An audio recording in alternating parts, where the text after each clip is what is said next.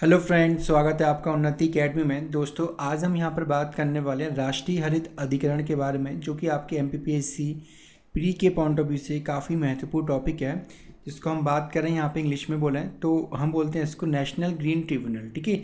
सो दोस्तों, लगातार चैनल के साथ बने रहो और चैनल को सब्सक्राइब भी कर दो। दोस्तों, एक चीज़ और, आप हमारे टेलीग्राम चैनल और हमारे इंस्टाग्राम चैनल को भी फॉलो करो, जिससे आपको डेली करंट अफेयर्स और जो अन्य एग्ज़ाम से रिलेटेड जो इम्पोर्टेंट डाटा है वो आपको टाइम टू टाइम मिलता रहेगा। सो दोस्तों, शुरुआत करते हैं आज हम यहाँ पर नेशनल ग्रीन ट्रिब्यूनल यानी कि राष्ट्रीय हरित अधिकरण के बारे में। ठीक है। सो सारे के सारे पॉइंट हम देखेंगे आखिर ये है क्या। सो दोस्तों, सबसे पहले हम बात करें, यहाँ पे एक शब्द आ रहा है यहाँ पे अधिकरण, या फिर हम इंग्लिश में हम बात करें जिसको हम क्या बोलते हैं ट्रिब्यूनल। ये है क्या आखिर? तो ट्रिब्यूनल एक प्रकार से हम बात करें यहाँ पे एक प्रकार की विशेष क्या है आपकी ये न्यायालय है। क्या है आपकी ये विशेष न्यायालय, जिसका उद्देश्य ये है कि किसी विशेष पर्पस के लिए इस न्यायालय को बनाया गया है। जैसे हम बात कर रहे हैं यहाँ पे कि हमने वुमेन की सेफ्टी के लिए या फिर महिलाओं के संबंध में एक ट्रिब्यूनल बना दिया, जो कि क्या करेगा, सिर्फ और सिर्फ महिलाओं के संबंध में यहाँ पे क्या करेगा, निर्णय लेगा। ठीक है। तो उसी प्रकार से पर्यावरण के संरक्षण और पर्यावरण को सुरक्षित रखने हेतु हमने क्या बनाया, नेशनल ग्रीन ट्रिब्यूनल बनाया है। और जो नेशनल ग्रीन ट्रिब्यूनल है, इसका काम क्या है यहाँ पे कि पर्यावरण को नुकसान पहुँचाने के संबंध में जो भी संस्था या व्यक्ति विशेष या फिर कोई संस्थान अगर काम करेगा तो वहाँ पर क्या ये एक प्रकार से उसका कोर्ट केस चलेगा और उसके संबंध में यहाँ पर कार्रवाई ये आपका ग्रीन ट्रिब्यूनल करेगा। ठीक है। सो इसके बारे में हम बात करते हैं यहाँ पर सबसे पहले कि आपका जो राष्ट्रीय हरित अधिकरण जो है, ठीक है, वो आपका अधिनियम 2010 के अंतर्गत बना और ये आपका 18 अक्टूबर 2010 को इसका क्या कर दिया, यहाँ पर गठन कर दिया गया है। ठीक है। आपको याद रखना है किस अधिनियम के अंतर्गत बना है ये राष्ट्रीय हरित अधिकरण अधिनियम 2010 के अंतर्गत बना, और इसको हमने 18 अक्टूबर 2010 को यहाँ पे क्या कर दिया, इसका गठन कर दिया। तो आपके प्री के पॉइंट ऑफ व्यू से सबसे पहला इंपॉर्टेंट क्वेश्चन आपका यहीं बनेगा। ठीक है। अब हम बात कर रहे हैं यहाँ पर कि जो आपका राष्ट्रीय हरित अधिकरण है, क्या वो एक संवैधानिक निकाय है? नहीं, ये संवैधानिक निकाय नहीं है। ये एक ऐसा सांविधिक निकाय है। इससे पहले सांविधिक के बारे में मैंने बात बताया था आपको, महिला आयोग में भी बताया था, तो आप पुरानी वीडियो देख लें, वहाँ पर मैंने एक्सप्लेन किया कि सांविधिक निकाय क्या होते हैं। ठीक है। और ये कैसा निकाय आपका, एक अर्ध न्यायिक है। ठीक है। सांविधिक निकाय यानी कि स्टैट्यूटरी बॉडी है, और आपकी क्या है, अर्ध न्यायिक निकाय है। ठीक है। अब इसका जो उद्देश्य है वो साफ शब्दों में हम बात कर रहे हैं यहाँ पे कि पर्यावरण का संरक्षण करना और पर्यावरण संसाधनों से जुड़े मामलों का प्रभावी व तीव्र निस्तारण करना। सिंपल सी बात अगर बात कर रहे हैं यहाँ पे कि मान के चलो कि यमुना नदी के तट पर यदि कोई संस्था के द्वारा कोई आयोजन हो रहा है और उस संस्था के द्वारा यमुना नदी को प्रदूषित किया जा रहा है, ठीक है, तो उसका यहाँ पे क्या है, कोर्ट केस चलेगा। और उस कोर्ट केस को टाइम ज़्यादा ना खींचे, मतलब एक लॉन्ग टाइम का प्रोसेस ना हो, तो उसके बिहाफ पर, मतलब उस केस को कितनी जल्दी हम सॉल्व कर सकते हैं, तो उसके पॉइंट ऑफ व्यू से ये जो केस जाएगा वो कहाँ पर जाएगा, आपके नेशनल ग्रीन ट्रिब्यूनल में जाएगा। तो कुल मिला के इसका जो उद्देश्य है, पर्यावरण संरक्षण और प्राकृतिक संसाधनों से जुड़े हुए जो केस है, यानी कि जो मामले हैं, उनका तीव्र गति से क्या करना है, यहाँ पर उनका निस्तारण करना है, यानी कि तीव्र गति से उनको सॉल्व करना है। जैसे आपने देखा होगा कि कोर्ट पर काफ़ी सारा बर्डन होता है, तो वहाँ पर तारीख पर तारीख चलती रहती हैं। तो इसका उद्देश्य ये है कि जो भी पर्यावरण से संबंधित जो मुकदमे हैं बड़े स्तर के, किसी बड़ी संस्था से संबंधित, तो उनका निस्तारण तीव्र गति से किया जाए। ठीक है। चलो अब बात करते हैं यहाँ पर इसका जो मुख्यालय है वो कहाँ पर, आपके यहाँ पर नई दिल्ली में है। इसके अलावा हम बात कर रहे हैं यहाँ पर इसकी 4 सहयोगात्मक पीठें हैं, यानी कि हम बात कर सकते हैं इसकी अन्य ब्रांचेस, जैसे एक कहाँ पर आपके भोपाल में, तो आपको याद रखना है यहाँ पर भोपाल में एनजीटी का कार्यालय बना हुआ है। ठीक है। इसके अलावा आपका पुणे में, फिर आपका एक कोलकाता में, और एक कहाँ पर आपका यहाँ पर चेन्नई में। ठीक है। सो आपके प्री के पॉइंट ऑफ व्यू से इम्पोर्टेंट है यहाँ पर कि एनजीटी का मुख्यालय कहाँ पर है, दिल्ली में है, और इसकी जो 4 अन्य पीठें हैं, ठीक है, एक कहाँ पर आपके यहाँ पर भोपाल में। ये भोपाल वाला काफ़ी इम्पोर्टेंट है, क्योंकि हम एमपीपीएससी में हमारे जनरली मध्य प्रदेश से जुड़ी हुई चीज़ें पूछी जाती हैं। ठीक है। सो भोपाल हो गया, एक पुणे, कोलकाता, और कौन सा हो गया आपका यहाँ पर, चेन्नई हो गया। ठीक है। अब बात करें यहाँ पर कि जो आपका एनजीटी है, तो एनजीटी कुछ लोगों से मिलकर बना हुआ, तो यहाँ पर आपके कितने मेंबर्स होते हैं, इसमें 20 मेंबर्स होते हैं, ठीक है। अब जो एनजीटी है वो कुल मिला के क्या एक प्रकार से एक विशेष न्यायालय है। तो यहाँ पर जो 20 मेंबर्स हैं, ठीक है, तो इनमें से 10 जो मेंबर होंगे वो कौन होंगे, आपके यहाँ पर जुडिशरी फील्ड से होंगे, यानी कि आपके न्यायिक क्षेत्र से होते हैं। जबकि आपके जो 10 अन्य मेंबर होते हैं वो आपके इन्वायरमेंट यानी कि पर्यावरण की फील्ड से ये विशेषज्ञ होते हैं। क्लियर वाली बात, सारे के सारे पॉइंट आप नोट डाउन करते चलो, आपके एग्जाम के पॉइंट ऑफ व्यू से काफ़ी ज़्यादा महत्वपूर्ण है, ठीक है। अब बात करें यहाँ पर कि इसका जो अध्यक्ष बनाया जाएगा, किसी विशिष्ट ज्ञान वाले व्यक्ति को यहाँ पर क्या इसको बनाया जाता है, ठीक है। अब अध्यक्ष की नियुक्ति कौन करेगा, आपको याद रखना है यहाँ पर कि जो अध्यक्ष की नियुक्ति की जाएगी वो केंद्र सरकार के द्वारा होगी।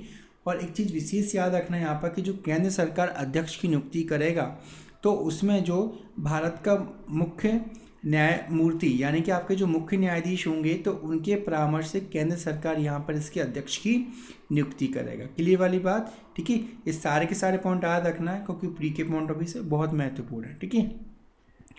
अब बात करें यहाँ पर कि अध्यक्ष जो बनाया जाएगा, ठीक है, तो जनरली एक विशेष प्रकार का व्यक्ति होना चाहिए जिसको अपनी फील्ड का विशेष ज्ञान हो। लेकिन हम बात करें यहाँ पर कि अध्यक्ष पद हेतु कोई व्यक्ति जो सर्वोच्च न्यायालय का न्यायाधीश व उच्च न्यायालय का मुख्य न्यायाधीश रहा हो चुना जा सकता है, क्योंकि ये क्या एक प्रकार से आपकी ये अर्धन्यायिक निकाय है, ठीक है।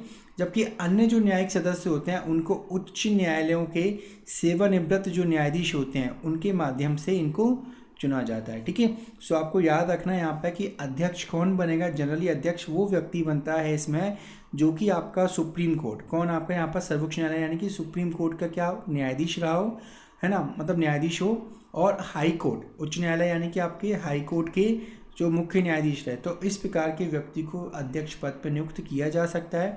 जबकि आपके जो 10 न्यायिक सदस्य होते हैं, कितने सदस्य मैंने बताए थे अभी आपको यहाँ पर 10 बताए थे, ठीक है। सो एक तो आपका अध्यक्ष हो गया मैन, जबकि आपके जो अन्य न्यायिक सदस्य होते हैं वो उच्च न्यायालयों के आपके कौन सेवानिवृत्त न्यायाधीश होते हैं यहाँ पर, ठीक है। अब देखो बात करें यहाँ पे अधिकरण के विशेषज्ञ सदस्यों हेतु पर्यावरण वन संरक्षण एवं संबंधित विषयों के स्नातकोत्तर यानी कि आपके ये ग्रेजुएट है ना, इसका मतलब क्या है यहाँ पे आपके ग्रेजुएट या इन क्षेत्रों में 5 वर्ष के व्यवहारिक सहित 15 वर्ष का अनुभव रखने वाले व्यक्ति को यहाँ पे क्या है हम यहाँ पर सदस्य बनाते हैं। आपको इतना बस इतना याद रखना है आप ही कि जो आपके 10 अन्य सदस्य होते हैं उनको वो ऐसे व्यक्ति होते हैं जिनको पर्यावरण का क्या होता है विशेष ज्ञान होता है और उसमें उनकी कोई एक विशेष उपलब्धि उनको हासिल रही हो, ठीक है। सो याद रखना ये, बाकी ये इंपॉर्टेंट है आपके लिए यहाँ पर ये वाला पॉइंट है ना। चलो आगे देखें यहाँ पर कि अध्यक्ष कॉमन न्यायिक सदस्य और आपके विशेषज्ञ सदस्य केंद्र सरकार को संबोधित कर अपने हस्ताक्षर सहित लिखित सूचना के द्वारा ये क्या दे सकते हैं, अपना त्यागपत्र सौंप सकते हैं, ठीक है। अब बात करें यहाँ पर कि अध्यक्ष और जो आपके अन्य सदस्य हैं इनका कार्यकाल कितना होता है, यहाँ पर 5 वर्ष के लिए इनका यहाँ पर कार्यकाल होगा।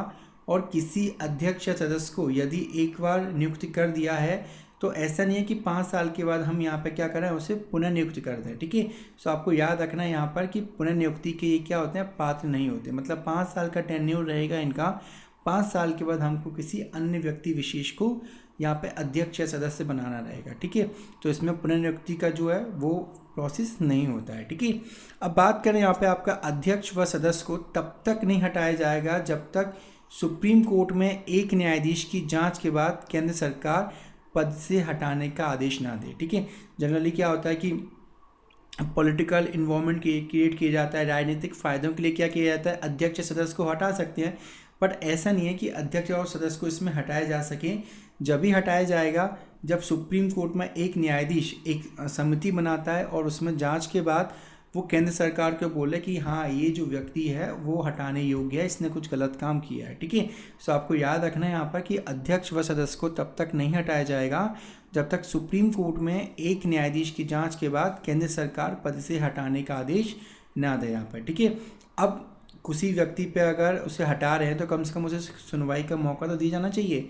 तो जांच के दौरान उचित सुनवाई का अधिकार यहाँ पर होगा। इसका मतलब ये अध्यक्ष या सदस्य को अपने बारे में यानी कि मतलब उसने गलत काम किया है या नहीं किया तो उसे यहाँ पर सुनवाई का अधिकार होगा और वो अपनी बातों को भी रख सकेगा यहाँ पर, ठीक है। चलो अब बात करें यहाँ पे कि आपकी जो एनजीटी होती है, तो एनजीटी की कार्य या फिर हम बात करें इनकी जो शक्तियाँ हैं, ठीक है, तो दोनों को हम देख लेते हैं यहाँ पे इनकी एनजीटी के कार्य और शक्तियाँ क्या होंगे आपकी, ठीक है। सो सबसे पहले अपन बात करें यहाँ पे सिविल प्रक्रिया संहिता 1908 के तहत अधिकरण को सिविल कोड का यहाँ पर दर्जा दिया गया है। ज़्यादातर जितने भी आए होंगे उन सबको क्या है, सिविल कोड का यहाँ पर दर्जा दिया गया है, ठीक है। सो इसको भी क्या है, यहाँ पर सिविल कोड का दर्जा मिला है, जिसके लिए ये किसी व्यक्ति के खिलाफ क्या कर सकता है, समन जारी कर सकता है और शपथ पर उसका परीक्षण कर सकता है, ठीक है। दस्तावेजों की खोज करना, दस्तावेज खोज करना यानी कि अपन बात करें कि हमने एग्जाम्पल लिया कि यमुना नदी के तट के आसपास क्या हुआ, किसी संस्था के द्वारा यहाँ पर क्या हुआ कि प्रदूषण फैलाया गया, ठीक है। तो वहाँ पर उस संबंध में उन दस्तावेजों की खोज कर सकता है, उसके बारे में जानकारी प्राप्त कर सकता है कि कितना क्या नुकसान हुआ है और किस किस प्रकार की प्रक्रिया हुई यहाँ पर, ठीक है। तो ये दस्तावेजों की खोज करना है, जिसके लिए एक अलग से किसी ऑफिसर को, अधिकारी को यहाँ पर नियुक्त कर सकता है ये, ठीक है। हलफनामे पर साक्ष्य प्राप्त करना, ये कॉमन पॉइंट है। अपने निर्णयों की यहाँ पर क्या समीक्षा करना और दस्तावेजों का भी क्या करना है, यहाँ पर परीक्षण इत्यादि करना है, इसकी क्या होती हैं आपके कार्यों के अंतर्गत इसकी आएंगी, ठीक है। ज़्यादातर ये जो कार्य हैं वो प्रत्येक आयोग में सेम ही है, सो आप इसको याद रखें। अब बात करें यहाँ पर कि इनकी शक्तियों में हम बात करें यहाँ पर कि प्रदूषक द्वारा क्षतिपूर्ति सिद्धांत लागू होगा। यदि मान के चलो कि कोई व्यक्ति पर्यावरण को नुकसान पहुंचाता है तो उसकी भरपाई के लिए ये क्या कर सकता है, उस पर जुर्माना भी लगा सकता है, ठीक है। अगर मान के चलो कोई ऑयल कंपनी वाला है और उसकी कंपनी के द्वारा तेल रिसाव हुआ है समुद्र में, तो वहाँ पर पर्यावरण को कई ज़्यादा नुकसान होगा, तो उसके बिहाफ पर ये कोर्ट क्या कर सकता है, उस पर जुर्माना लगा सकता है, ठीक है। सो याद रखें। अब सदस्यों के बहुमत द्वारा अधिकरण का विनिश्चय आवधिकर होगा, यानी कि हम बात करें यहाँ पर कि ऐसा नहीं है कि इसमें अध्यक्ष ने जो बोल दिया वही यहाँ पर कोर्ट केस का फैसला हो जाएगा। 20 जो मेंबर्स हैं, 20 मेंबर्स में से यहाँ पर बहुमत देखा जाएगा और फिर उसके माध्यम से यहाँ पर क्या है, आपका निर्णय दिया जाएगा। क्लियर वाली बात, ठीक है। अब हम बात करें यहाँ पे अधिकरण के किसी अधिनिर्णय, विनिश्चय या आदेश से व्यतीत कोई व्यक्ति अधिकरण से प्राप्त संसूचना की तारीख से 90 दिन के भीतर सिविल प्रक्रिया संहिता 1908 की धारा 100 में विनिर्दिष्ट किसी एक या अधिक आधारों पर उच्चतम न्यायालय में अपील कर सकता है, ठीक है। मान के चलो कि एक XYZ कंपनी है और XYZ कंपनी पे यहाँ पर एनजीटी के द्वारा यहाँ पर 10 करोड़ का जुर्माना लगा दिया है, बट XYZ कंपनी को लगता है कि नहीं, ये जो जुर्माना लगाया गया है वो गलत है ना।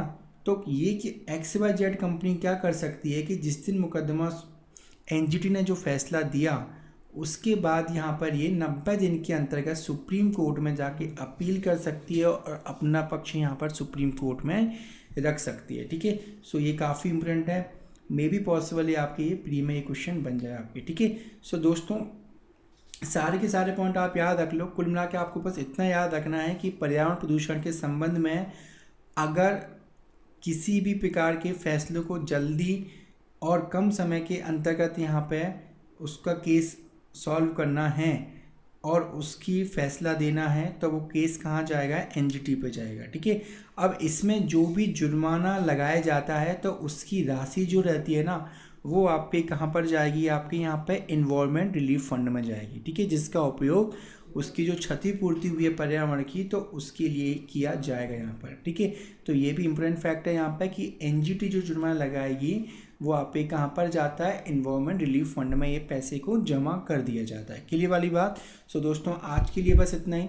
सारे के सारे पॉइंट आप देख लो, अच्छी तरह से नोट डाउन कर लो, क्योंकि ये एग्ज़ाम के लिए काफ़ी महत्वपूर्ण होने वाला है, ठीक है। सो दोस्तों thank you for watching this video. Have a nice day.